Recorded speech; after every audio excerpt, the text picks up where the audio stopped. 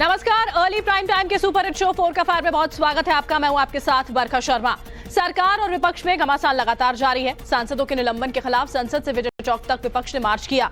उसके जवाब में बीजेपी ने क्या कहा है, पूरी खबर आपको दिखाएंगे। अयोध्या में आज सीएम योगी ने क्या किया, वीडियो सबूतों में पूरी खबर रखेंगे सामने।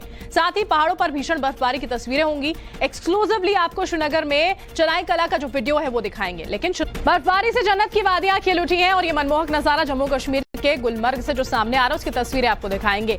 पारा जो है वो इतना नीचे लुढ़क गया है कि द्रंग में झरना जम गया। भीषण ठंड और हिमपात के बीच में देश के कोने कोने से सैलानी जो हैं वो कुदरत की इस खूबसूरती का दीदार करने के लिए पहुंच रहे हैं। ऐसी तस्वीरें अक्सर फिल्मों में देखते हैं हम लोग, लेकिन कश्मीर घूमने आए टूरिस्ट कुदरत की सुंदरता को बिल्कुल पास से जाकर निहार रहे हैं। गुलमर्ग में देखिए बर्फबारी कई दिन पहले शुरू हो गई थी।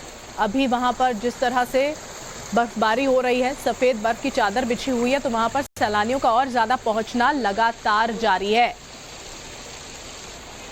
चनाई कला की 40 दिनों की ये पूरी की पूरी देखिए अवधि जो है वो वहां पर रहती है, जिसमें भीषण ठंड होती है। अभी बताया जा रहा है कि -4.3 के करीब पारा जो है वो पहुंच गया है। और उसी बीच में ये तस्वीरें जम्मू कश्मीर के गुलमर्ग से टाइम्स नाउ नवभारत पर एक्सक्लूसिवली आप देख पा रहे हैं।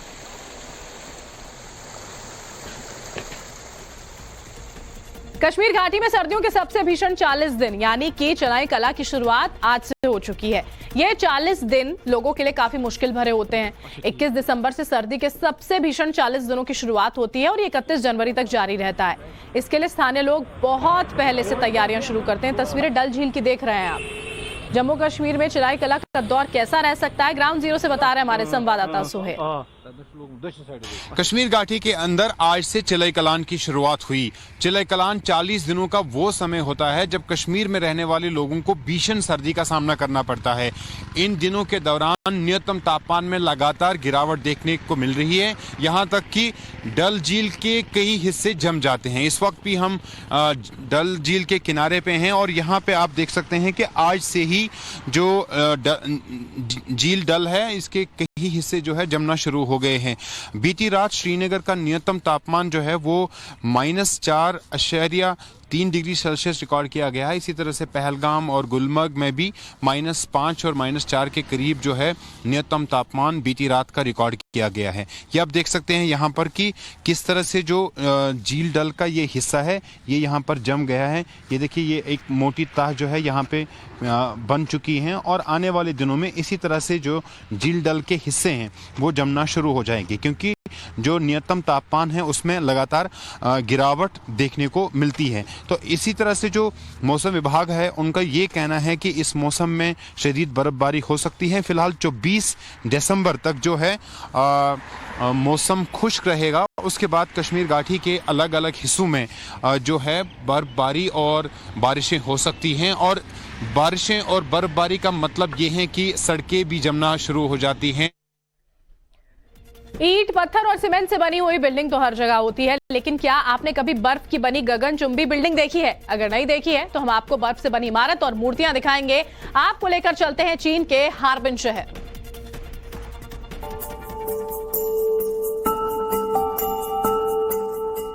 नजारा मनमोहक और दिलकश है। एक तरफ जहां भयानक बर्फबारी से लोगों की जिंदगी फ्रीज हो गई है, तो वहीं चीन के हार्बिन शहर में ice and snow world festival चल रहा है। चीन में आयोजित इस फेस्टिवल में देश विदेश से बड़ी तादाद में सैलानी लुत्फ उठाने पहुंच रहे हैं। रंग बिरंगी रोशनी से पूरा शहर साराबोर है।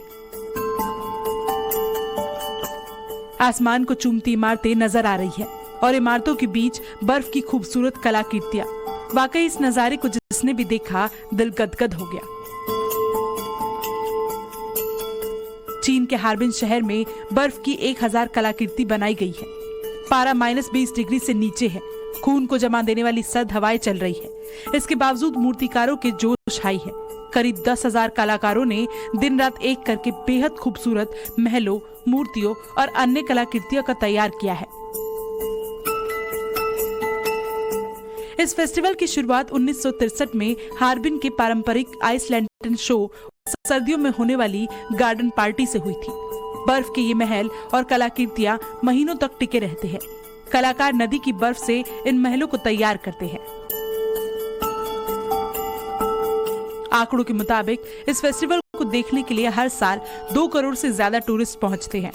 आपको बता दें कि हार्बिन शहर पूर्वोत्तर चीन में स्थित है और यहाँ रूस के साइबेरिया से भी ठंडी हवाएं चलती है। हिमाचल प्रदेश से लेकर उत्तराखंड के ऊंचाई वाले इलाकों में सर्दी ने अपना रंग दिखाना शुरू कर दिया है। नदी नाले सब कुछ जम चुके हैं। हिमाचल प्रदेश के लाहौल स्पीति जिले से बर्फबारी से जुड़ी हैरान कर देने वाली तस्वीर सामने आई है।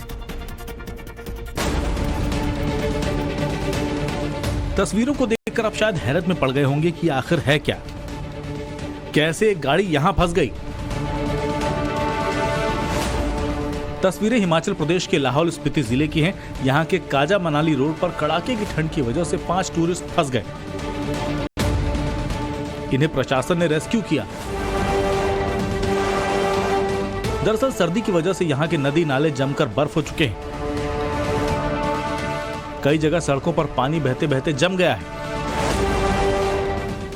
पूरी घाटी का तापमान -25 डिग्री से भी नीचे लुढ़क गया है। प्रशासन ने सड़कें बंद कर दी हैं, बावजूद उसके एडवेंचर के नाम पर टूरिस्ट जान जोखिम में डालकर यहां आ रहे हैं।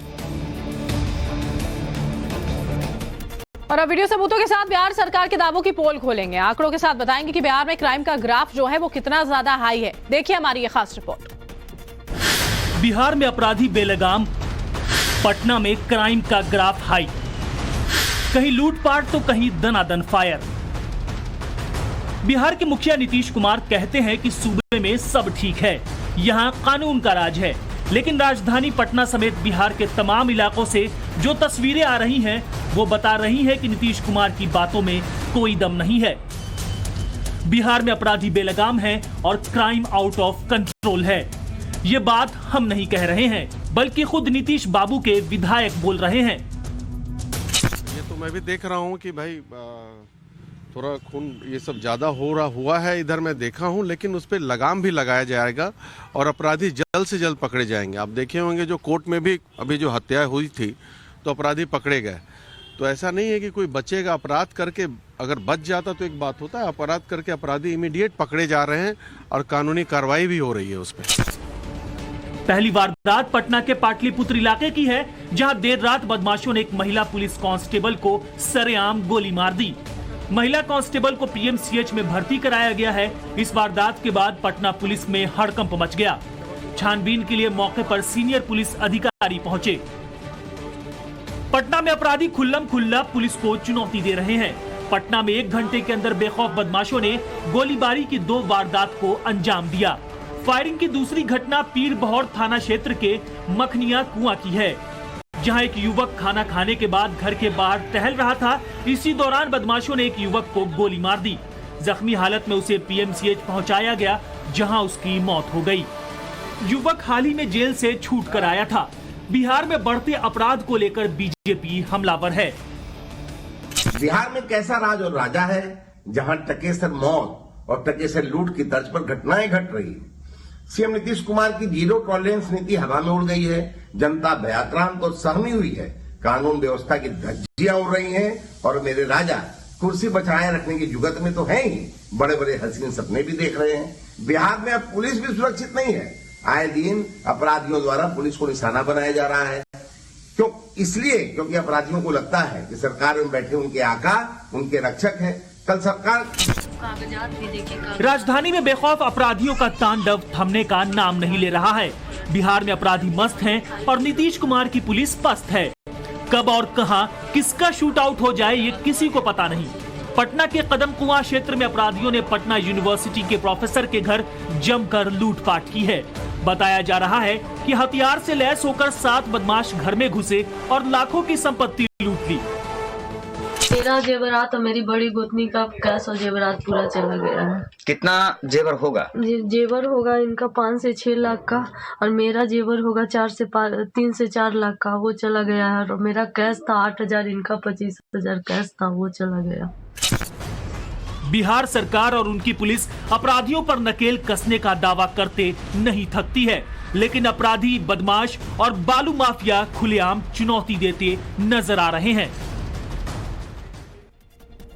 तो 650 से मुख्यमंत्री योगी आदित्यनाथ अयोध्या के दौरे पर है, जहां वो राम मंदिर निर्माण से जुड़े कार्यों का जायजा ले रहे हैं। सीएम योगी के साथ चंपत राय भी मौजूद हैं। इससे पहले सीएम योगी ने हनुमानगढ़ी में दर्शन पूजन किए थे। राम मंदिर की प्राण प्रतिष्ठा से पहले 30 दिसंबर को प्रधानमंत्री मोदी के अयोध्या आगमन की तैयारी हो रही है और सिक्योरिटी प्रोटोकॉल के हिसाब से सरयू तट स्थित राम कथा पार्क पर 3 हेलीपैड्स को तैयार किया जा रहा है। काम कैसे वहां पर चल रहा है उसका जायजा लेने के लिए खुद मुख्यमंत्री योगी आदित्यनाथ वहां पर पहुंचे। उन्होंने दर्शन पूजन किया और उसके बाद कैसे यहां पर निर्माण कार्य तेजी से किया जा रहा है उससे जुड़ी हुई जानकारी जो है वो अधिकारियों से ली उन्होंने। राम मंदिर निर्माण से जुड़ी अगली खबर अयोध्या में बनाई जा रही है टेंट सिटी। आपको बता दें 3 टेंट सिटीज हैं जहां पर 15,000 साधु संत जो हैं वो ठहरेंगे, उसकी व्यवस्था वहां पर की गई है। टेंट सिटी में अस्पताल बनाया गया है, खाने की व्यवस्था है। कार सेवकपुरम और मंडी रामदास छावनी में ये टेंट सिटी है। प्रभु श्री राम की नगरी अयोध्या को दुल्हन की तरह सजाया जा रहा है। हर तरफ विकास और निर्माण कार्य हो रहे हैं। पूरे शहर का कायाकल्प बदला जा रहा है। अयोध्या आने वाले मार्ग और यहाँ के मुख्य मार्ग सभी जगह पर बड़े और व्यापक स्तर पर निर्माण कार्य हो रहा है।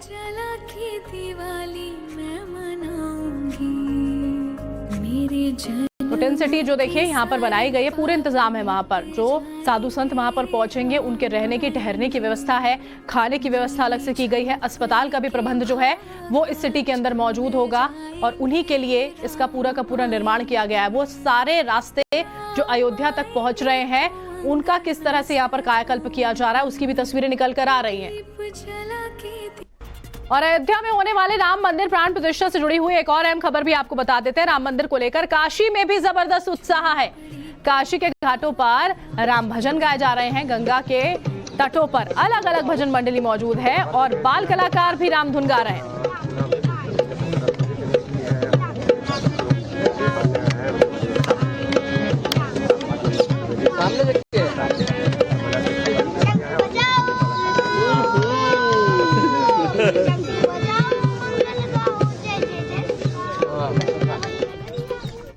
और इन्हीं तस्वीरों के साथ यहाँ पर एक छोटे से